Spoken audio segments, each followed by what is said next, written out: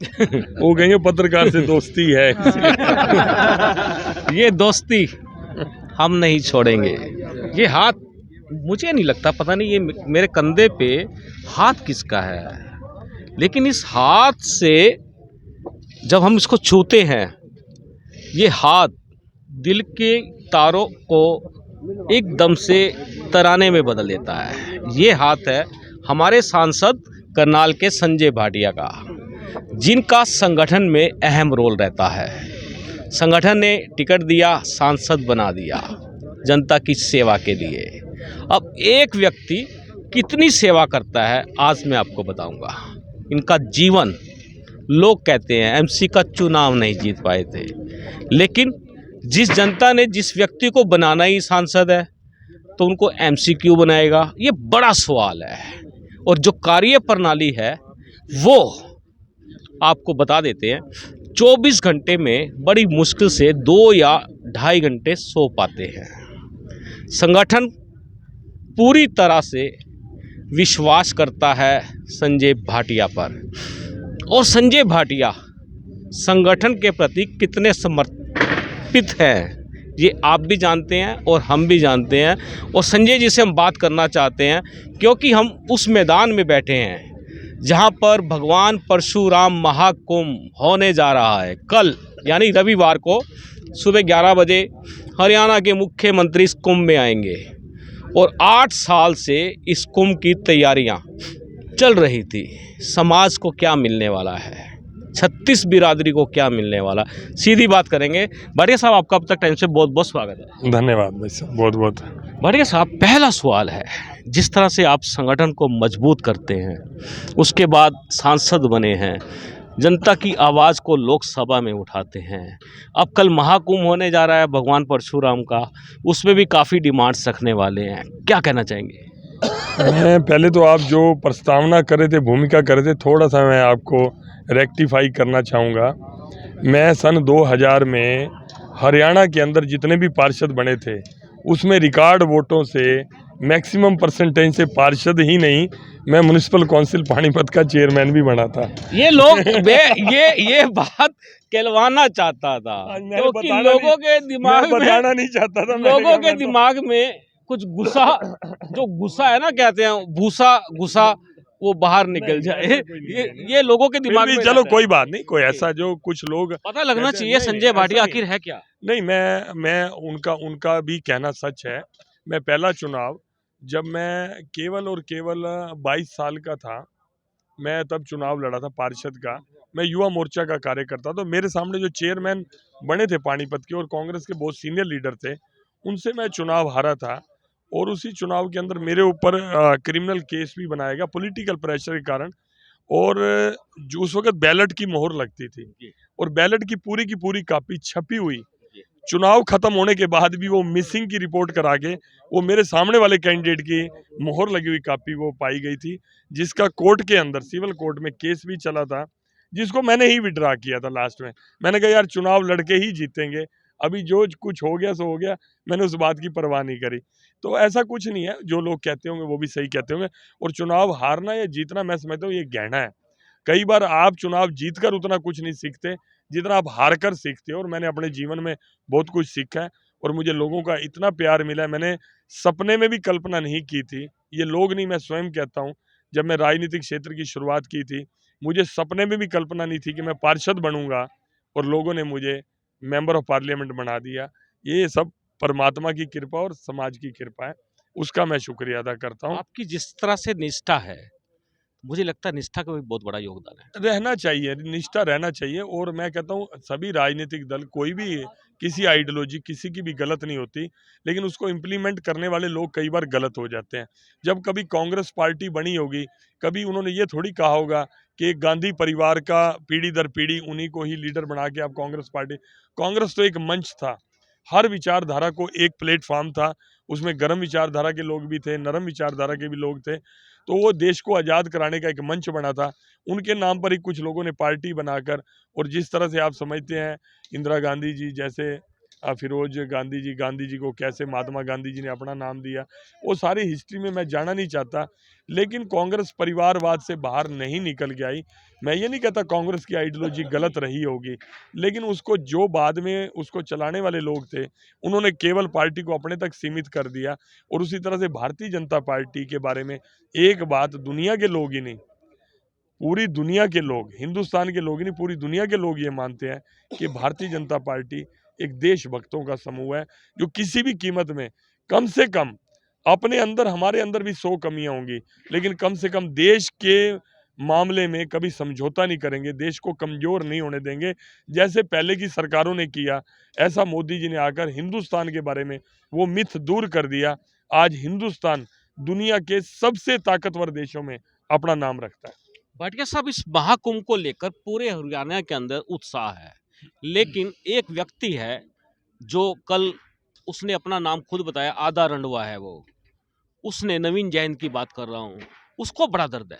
मैंने देखो न उनका सुना नहीं, मैं सुन नहीं पाता क्योंकि मैं सोशल मीडिया ज़्यादा देख नहीं पाता।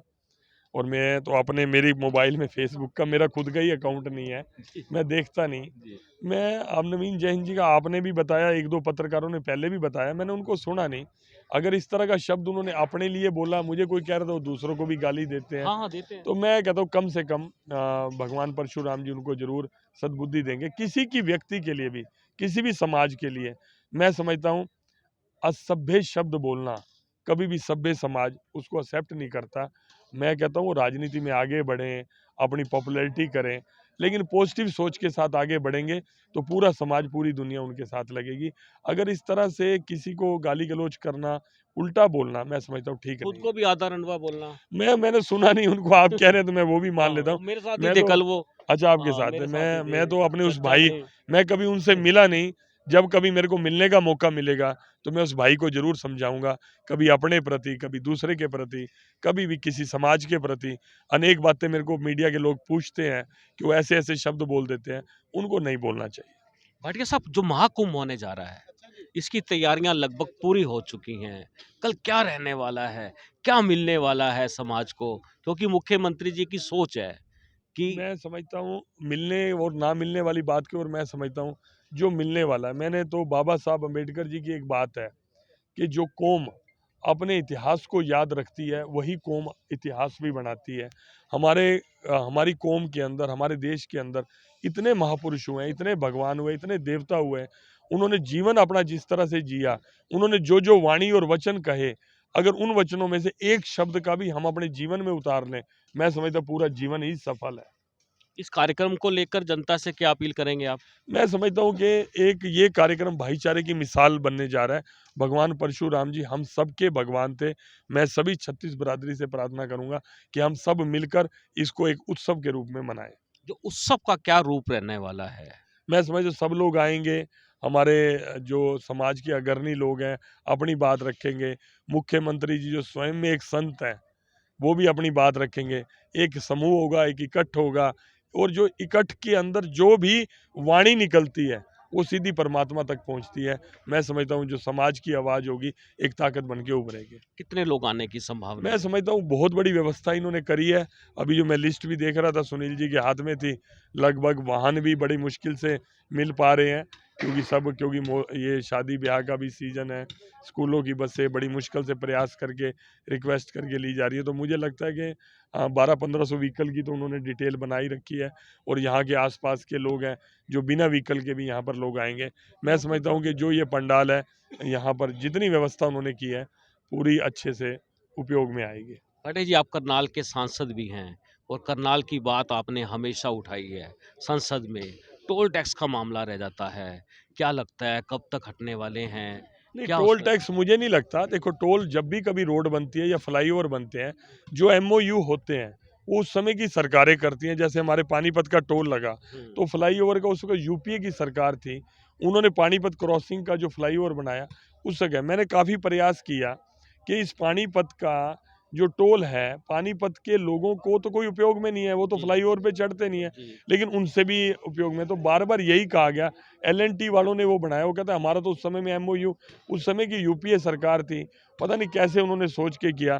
अब अगली सरकार आकर पुरानी सरकार के फैसलों को निरस्त करने की परंपरा डालेगी, तो मैं समझता हूँ अब इस सरकार के जो फैसले होंगे अगली आके बदलेगी। तो वो एक दिक्कत वाली बात आ गई।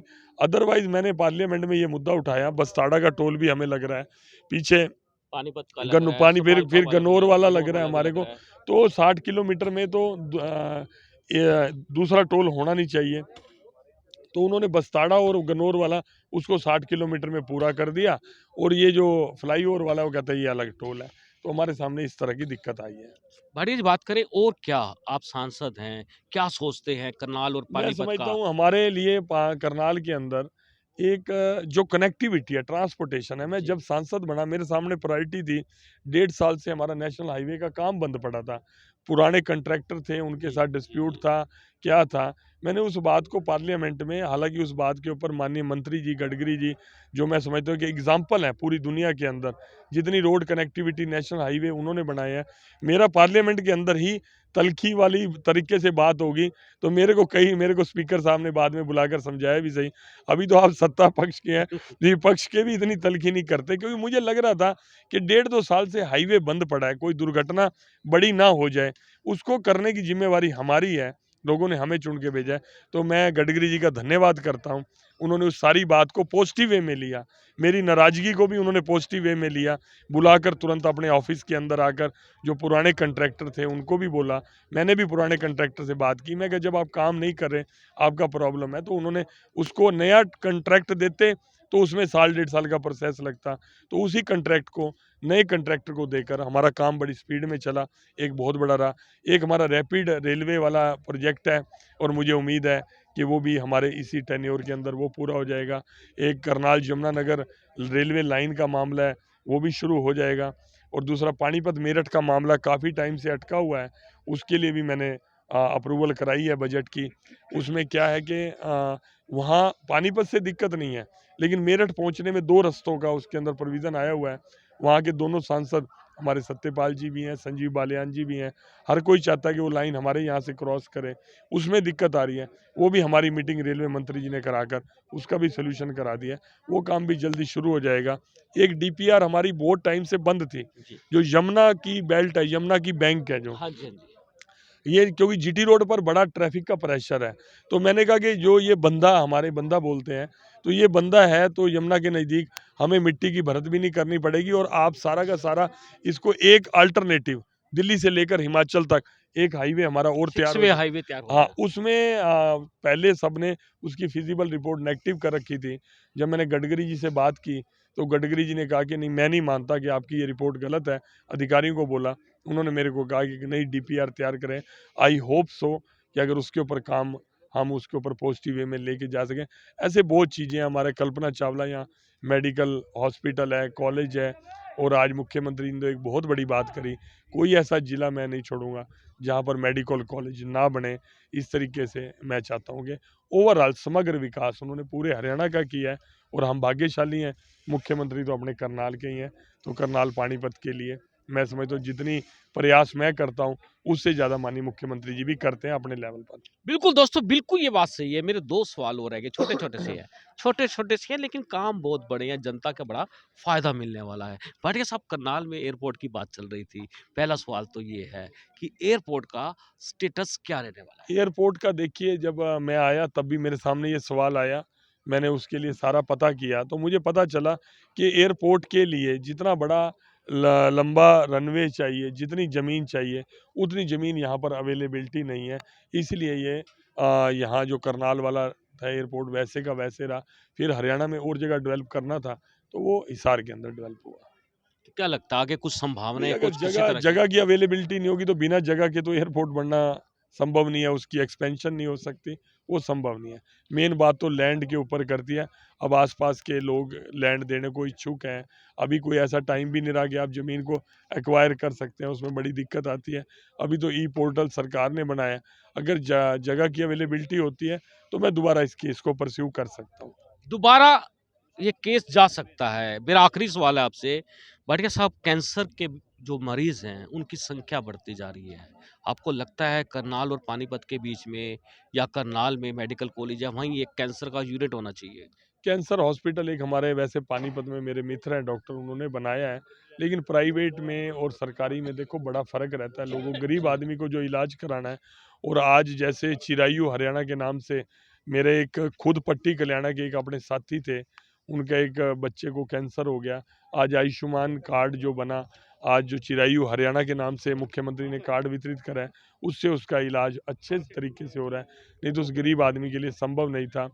मेरा ये मानना है कि कैंसर के लिए जागरूकता अभियान भी साथ में ज़रूर चलाना चाहिए। आज जो चीज़ें कैंसर को फैलाती हैं, जो चीज़ें हैं उनको तुरंत छोड़ना चाहिए। जितने हम लोग, मैं भी खेती बाड़ी से हूँ, किसान आदमी हूँ, अंधाधुंध यूरिया, अंधाधुंध पेस्टिसाइड्स का उपयोग, ये भी हमारे भोजन में थ्रू हमारे शरीर में जाता है, कैंसर को बढ़ावा दे रहा है। इन सारी चीज़ों के लिए मैं आप मीडिया के लोगों से भी कहूँगा, अवेयर करें और कैंसर पेशेंट्स को अच्छा इलाज में मिल पाए, इसके लिए प्रयास किया जाएगा। अभी तो बीकानेर ट्रेन जाती है तो वो फुल होके जाती है। राजीव गांधी कैंसर अम्बाला हॉस्पिटल, वाला बहुत सुपर है, करनाल में भी होना चाहिए। करनाल में मेडिकल कॉलेज में बन सकता है, यूनिट लग सकता है। नहीं उसके लिए प्रयास कर लेते हैं। जैसे कैंसर पेशेंट हमारे एक करनाल पानीपत में बड़ी संख्या में बढ़ रहे हैं, हाँ जी। ये आपने बिल्कुल अच्छे ध्यान में दिलाया, जी, तो इसके लिए प्रयास किया जा सकता जी आपने हमसे बात किया, बहुत धन्यवाद है। है। Thank you ji, thank you. बिल्कुल दोस्तों, संजय भाटिया जी से जो ये बातचीत हुई है, इसको बड़े ध्यान से सुन लीजिएगा और ज़्यादा से ज़्यादा शेयर कर देना। आप देख रहे हैं अब तक टाइम्स, मैं हूँ विकास सुखीजा अपने साथी राकेश निषाद के साथ। नमस्कार, जय हिंद, जय भारत।